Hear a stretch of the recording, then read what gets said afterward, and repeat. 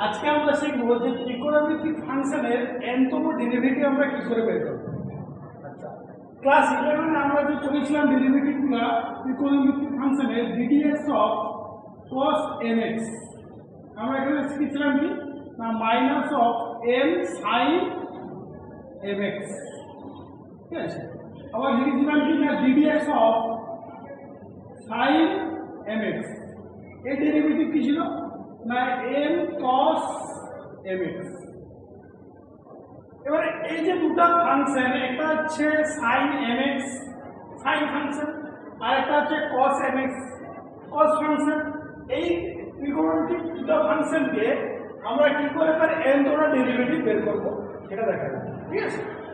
তাহলে প্রথমে আমি বলছি যে ধরে নিলাম যে let y equals to sin ax plus b, ঠিক আছে, যেখানে হচ্ছে a and b আর constant, where a and b আর কনস্ট্যান্ট।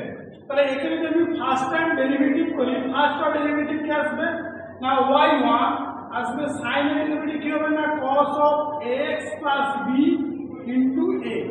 তাহলে এটা আমি লিখতে পারবো এরকম না s cos of ax plus b equals to, এটা আমরা লিখতে পারি a into sin এর লিখি sin 1 into pi by 2 plus ax plus b।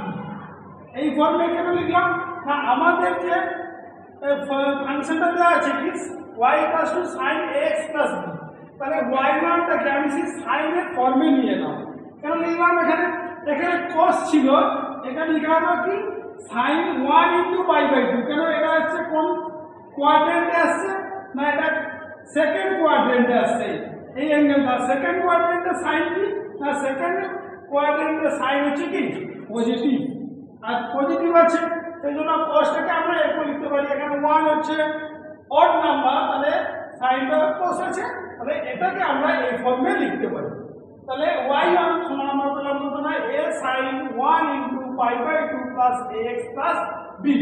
তাহলে যদি আবার সেকেন্ড টাইম ডেরিভেটিভ করি y2 এইটাকে করি তাহলে আসবে কত না মাইনাস a cos হয়ে যাবে কত sin ax plus b into a। তাহলে এটাকে আরো ভালো করে লিখলে আসবে কত না a কত আসবে a স্কয়ার আসবে, মাইনাসটাকে আমি লিখতে পারছি এবং sin আছে তো sin 2 into pi by 2 plus of ax plus b।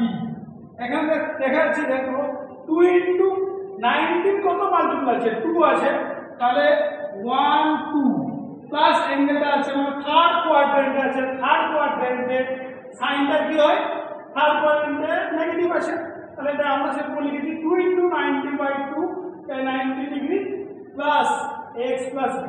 তাহলে এখানে এটা y2 ক্ষেত্রে আমরা দেখতে পাচ্ছি এখানে 2 আছে, এখানে 2 আছে, এখানে 2 আছে।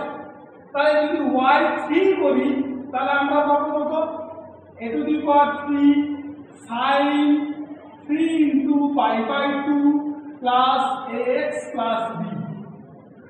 এই রকম যদি আমরা কন্টিনিউয়াস করতে থাকি আপ টু n টাইমস অবধি derivatives with respect to x, up to n Times যদি করতে থাকি, আপ টু n টাইমস যদি আমি করতে থাকি তাহলে পাবো কত না yn ইকুয়ালস টু পাবো a to the power n sin n pi by 2 plus ax plus b plus ax plus b।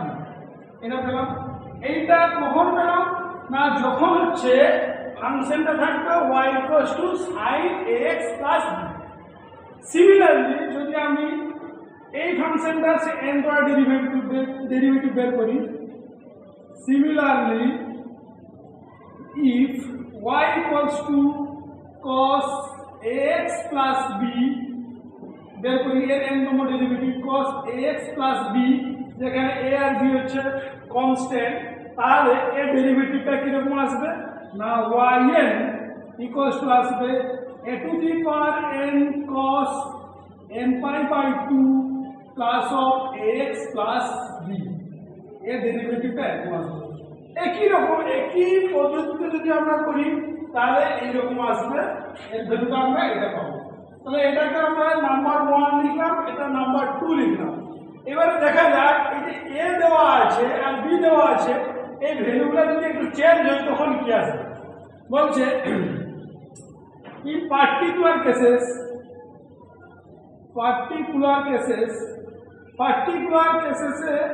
আমরা যদি যাই যে if b equals to 0 then form 1 and 2 we get কি পাবো। তাহলে আমরা যদি b equals to 0 হয়ে যায় এক থেকে পাবো তাহলে d to the power n cos d to the power n sin